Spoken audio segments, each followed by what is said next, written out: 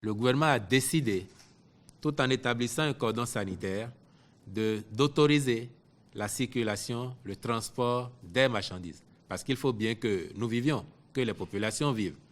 Mais on sait très bien qu'il y a aussi certains pays de l'Hinterland qui n'ont d'accès sur la mer qu'en passant par le Bénin et qui ont besoin parfois de matériel essentiel, de matières premières pour nourrir leurs industries et autres. Quand on a pris une telle décision, le sens de responsabilité recommande justement d'appréhender tous les contours. Et le gouvernement est bien conscient que nombre de transporteurs viennent d'autres pays et parfois traversent des pays où le mal il est présent.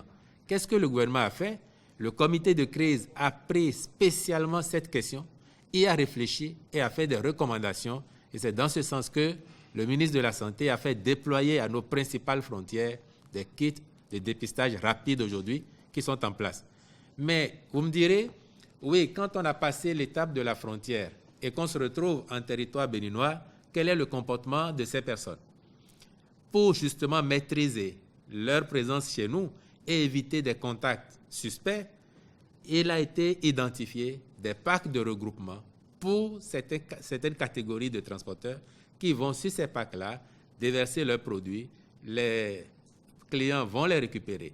À part cela, certains qui doivent aller récupérer de la marchandise au port de Cotonou sont conduits par un dispositif particulier qui vont les chercher et retourner de façon à ce qu'on évite au maximum qu'il y ait interaction entre ces conducteurs et le reste de la population.